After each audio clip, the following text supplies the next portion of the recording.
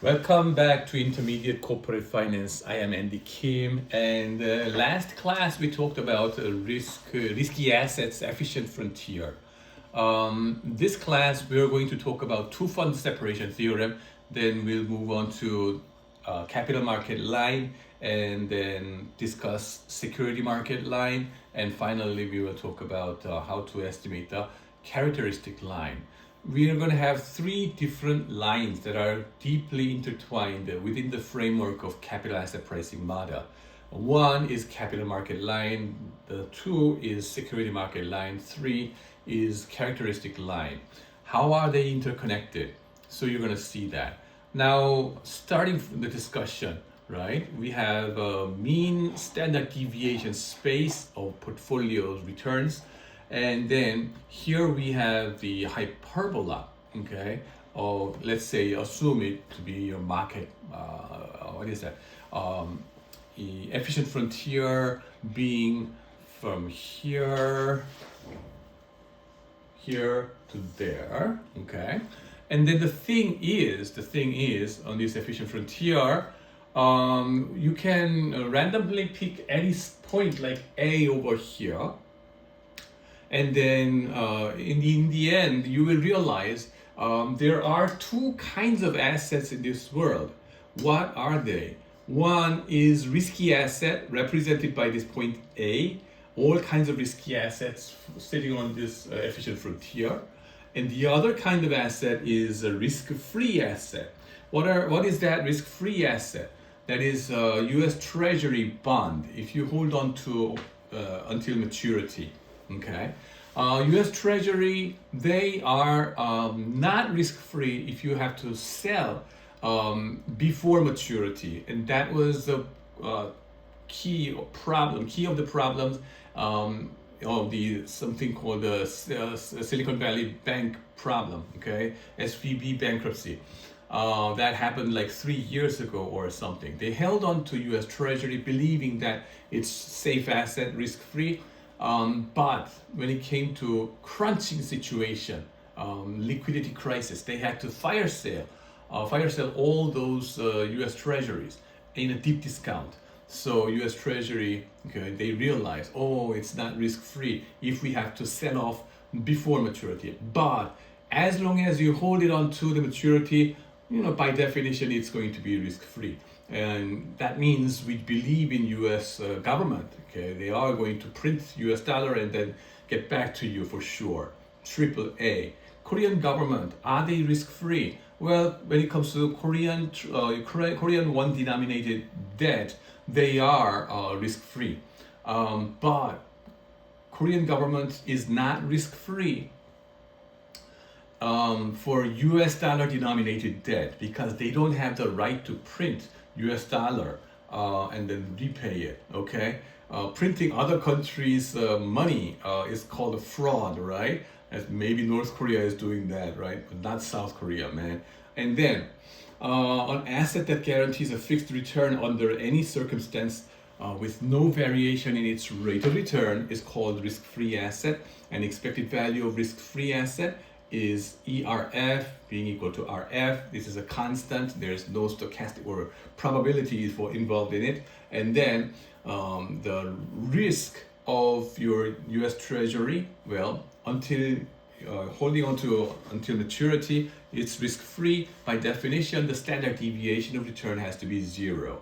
So if you think about it in this diagram over here, risk-free asset, let's say risk-free return is 3% today, and we have only two assets. One risk-free asset, the other is risky asset represented by this portfolio A in this efficient frontier. Okay, now with two different kinds of asset, well, you can construct a portfolio represented by this orange dotted line, straight line like this. Here, the expected return of such a portfolio that invests partly in point A over here, part A, and then the other part over here in the risk-free asset. Well, any point on this, like this is a star over here. Okay, the expected return of this portfolio should be represented as risk-free rate plus this ugly term over there times sigma of, or standard deviation of portfolio returns over there. The sigma of P should be here. Expected return of the portfolio has to be on the vertical axis like that. So the equation should look like that. And y-intercept being risk-free asset. And what about the slope? Well, this is a rise over run. So rise part is this one, the numerator. E of RA, expected return of portfolio A's return, minus risk-free rate. And then run is sigma A, okay? Sigma A, because you started from sigma being 0 up until sigma A over here, the rise over run. So that's your slope in the straight line. And then an even more efficient portfolio than this guy, okay, even more efficient portfolio, we can construct it by making this line tangent to this hyperbola, okay? So if that is, if that happens, even more efficient portfolio is absolutely possible. Make the slope of the line steeper until it touches the hyperbola. Let's call the point of tangency as big M, okay? Big M in the following diagram like this. Okay, so there is M, okay? And then we have only two assets, M and then risk-free asset over there. You see it was rotating a little bit and got steeper. And steeper means it became more efficient than the line below, okay, more efficient, which means you can achieve higher expected return for a given level of risk that you take over here, okay? And that, right, a formula of that straight line will look like this: ERP being equal to RF plus ERM minus RF over sigma M times sigma P, okay? But how do we know your optimal portfolio would be on the star, okay? Well, it should be your portfolio, okay? Whether your portfolio stands on this or that, right? Depends on your risk profile, risk preference, right? Because your the indifference curve between your expected return of your portfolio and then the risk of the portfolio will be upward going like parabola, okay? So for more risk-averse person, the parabola will be tilting up like very immediately, so much so that you will end up over here. For more risk-seeking person, like young blood guys, well, the parabola will be more laxly going on like this, slow moving up, so that it will be tangent over here. For even even more risk-seeking person will try to end up over there, okay? So by taking leveraged position. Anyway, so this straight line, orange line, is called capital market line. And then this is between the expected return and risk of efficient portfolio, a certain linear relationship holds, risk-return trade-off. So we can see you can achieve higher return only by assuming higher risk. High risk, high return. Low risk, low return. It is shown in this capital market line in the portfolio context. And then CML, when investors include not only risky asset, but also the risk-free asset and achieve efficient diversification, the balanced capital market shows a linear relationship between the expected return and risk of the efficient portfolio. And then what about the slope term over there? That slope term is very, very important, and it's called Sharpe ratio. And just to be, the spelling wise, we have additional E over here because it's not about pencil sharp, okay, but about the Nobel winning economist, Professor Sharpe of Stanford. So Sharpe ratio, what is that? ERM minus RF over sigma M. This is what we call equilibrium price of risk. Okay, in equilibrium, this is the price of risk in portfolio setting. So for each unit of risk that you take, how much excess return can you get? Okay, expect to get. This shows, right? Sharpe ratio shows the degree of compensation for one unit of risk in the market. The risk premium per unit of risk that you take in your portfolio, especially the portfolio being market portfolio. Okay. Another point about Sharpe ratio is that instead of just sigma m, you can use your portfolio's sigma and then expected return, and then the Sharpe ratio of your portfolio strategy shows how much efficient your portfolio strategy is. The higher Sharpe ratio, the better it is, right?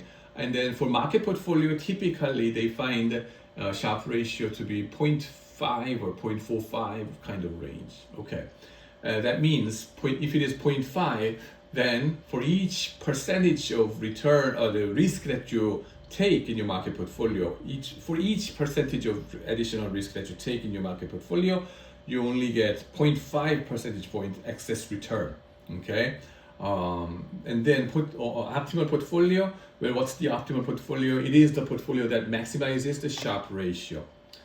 And then capital market line, as you construct this efficient frontier with all kinds of risky assets, the hyperbola will be this fat, and then there is a risk-free asset, okay, sigma of your portfolio, and then expected return of your portfolio, and then you can construct a tangent line, which is a capital market line like this, and then the tangent point is called market portfolio or efficient portfolio.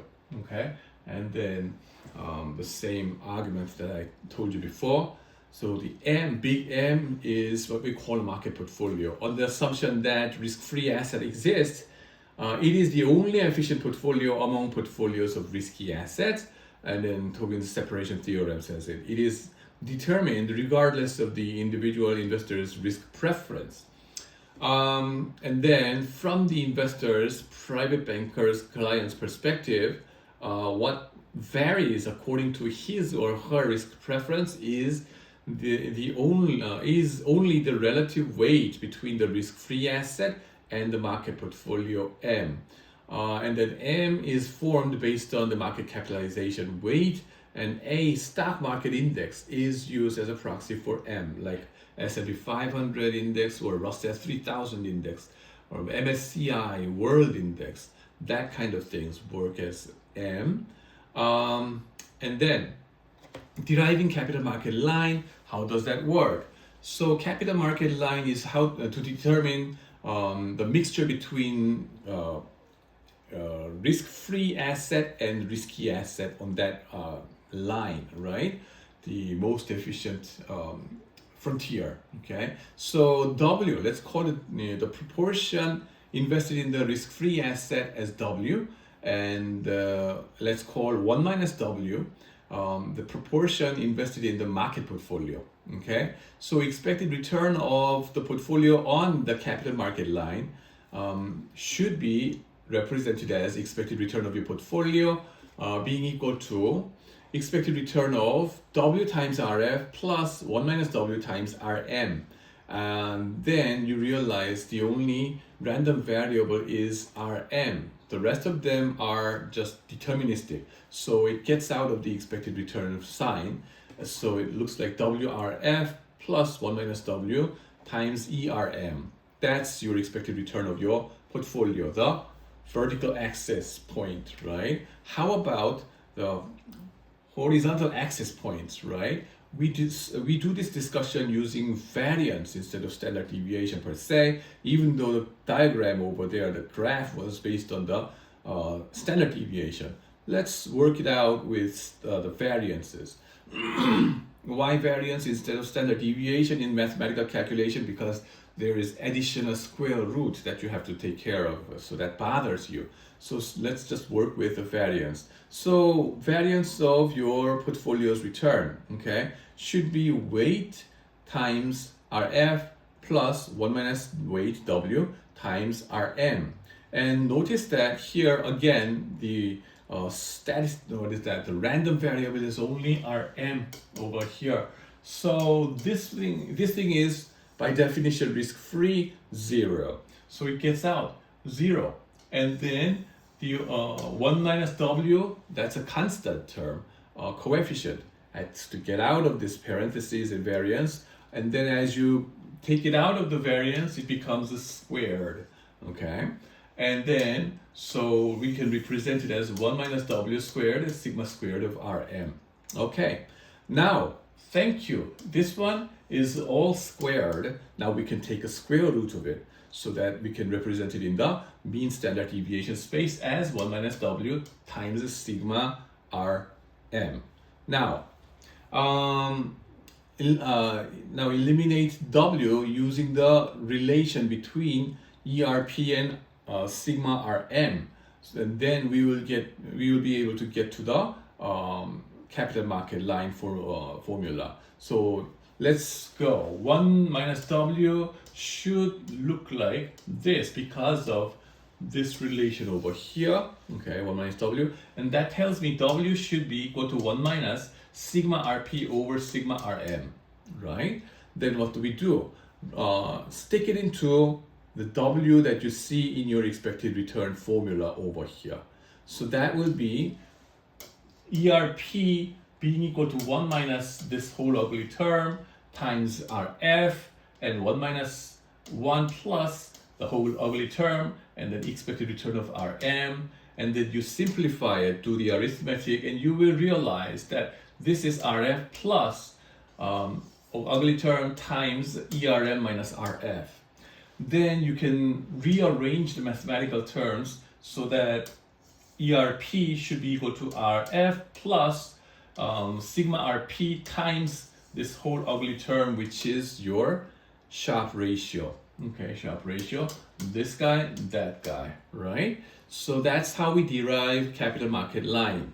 The capital asset pricing model, well, number one, the degree of dispersion, variance of returns and around the expected return is used as a measure of risk. This is good for mathematical modeling, and we use Gaussian distribution. Number two, of the variance of returns, part can be ignored through portfolio diversification, and the part that does not disappear even with diversification is what investors are seen as expecting compensation for. Number three, the non-diversifiable risk is measured by a standardized measure called beta. And then the beta, number four, is translated into expected return. And then expected return should be equal to risk-free rate plus beta times risk premium, market risk premium. And then compared to other model, the capital asset pricing model, this one explains the risk to return relationship better. So starting from CAPM, the capital market line, we will move down to security market line, which is really the pinnacle of the capital asset pricing model. And then, so in security market line, we look at market risk measure called beta. Okay, security market line. The capital market line was a step in between. Okay, middle step. And security market line is our final destination. So to go there, we need some assumptions, right? What are those? Number one, mean variance framework. When investors choose portfolios and make investment decisions over a single period, the only criteria they need to know are the mean and variance of returns. What about skewness and kurtosis? Forget about that. Okay, just two moments, mean and variance, that's it. Number two, homogeneous expectations. All investors have the same investment horizon and homogeneous forecast regarding the probability distribution of future security returns. Investment opportunities are the same for everyone. Very strong assumption, but we just take it to make this model clean. Number three, we assume a perfect capital market. What are those? Firstly, no tax or transaction cost. Secondly, assets can be indefinitely divisible and traded. fractional investment or 소수점 거래 kind of thing is possible. Number 3, each investor is price taker who cannot influence prices. Nobody can influence prices. We are all price takers as in perfectly competitive market. Number 4, no short selling constraint. Okay, you can short sell whatever amount you want. Number 5, each investor has unlimited access to risk-free borrowing and lending. So, you can be flexible as much as possible. You're not constrained in terms of capital. Is that possible? Well, realistically not, but we're just assuming it. And then number 4, big assumptions. Well, investors are risk averse and strive to maximize expected utility. We are all utility maximizers. And then number 5, all assets are marketable. We can buy and sell all these securities in the open market. But yeah, I mean, having listed up all these assumptions of CAPM, some of them are not realistic, even for last assumption. Is all assets tradable? Not really. If you think about private companies, they are not freely traded in this open market, right? So there is a limitation, but we just assume it. And then CML to SML, that's something you're going to see in the next set of slides. Okay, so thanks for watching. Bye-bye.